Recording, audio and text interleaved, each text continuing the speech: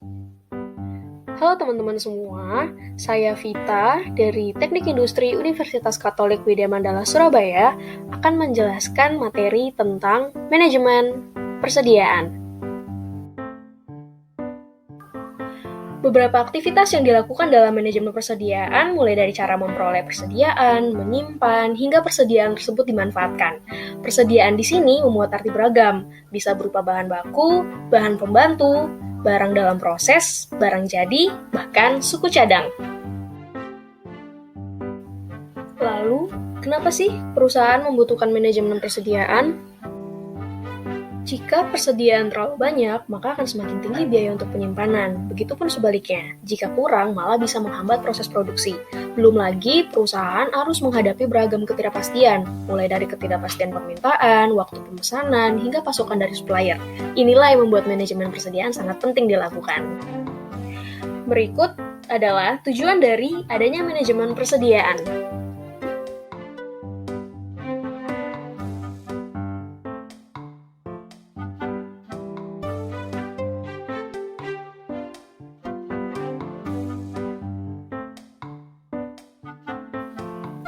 Apa aja sih fungsi dari manajemen persediaan itu?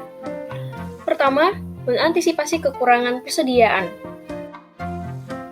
Hal ini harus diperhatikan terutama bagi perusahaan yang berfokus dalam memproduksi barang. Meskipun pada umumnya suplai bahan memang sudah pasti datang sesuai jadwal, langkah antisipasi tetap penting untuk dilakukan untuk berjaga-jaga jika seumpama persediaan datang terlambat dan akan berpotensi mengganggu proses produksi. Kedua, mengantisipasi pesanan persediaan yang tidak sesuai dengan kebutuhan. Kondisi seperti pesanan yang tidak sesuai mungkin jarang terjadi, namun bukan tidak mungkin bisa terjadi.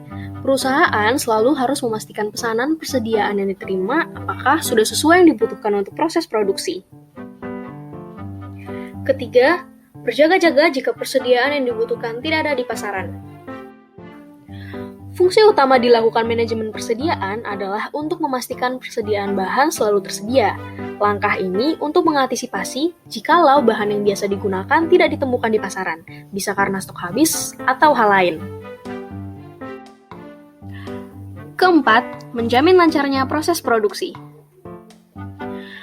Bagi perusahaan yang berfokus dalam memproduksi barang, proses produksi harus dipastikan tetap berjalan. Hal ini dilakukan supaya tetap bisa meraih keuntungan dan menyediakan kebutuhan bagi konsumen. Ada beberapa faktor yang dapat diperhitungkan oleh manajemen persediaan dan bisa mempengaruhi tingkat persediaan perusahaan. Yang pertama, jumlah dana yang tersedia. Yang kedua, lead time. Yang ketiga, frekuensi penggunaan. Dan yang terakhir, daya tahan persediaan. Selanjutnya, biaya-biaya dalam persediaan dapat dibagi menjadi 4 kategori. Yang pertama, ada biaya penyimpanan, yang kedua, biaya pemesanan, yang ketiga, biaya persiapan, dan yang terakhir, biaya kehabisan atau kekurangan persediaan bahan. Biaya penyimpanan adalah biaya yang dikeluarkan untuk menyimpan barang-barang yang telah dipesan. Biaya-biaya penyimpanan ini diantaranya adalah biaya untuk fasilitas penyimpanan seperti biaya penerangan, biaya alat pengatur suhu dan kelembapan, serta biaya sewa gudang. Selain itu, ada biaya modal dan lain sebagainya.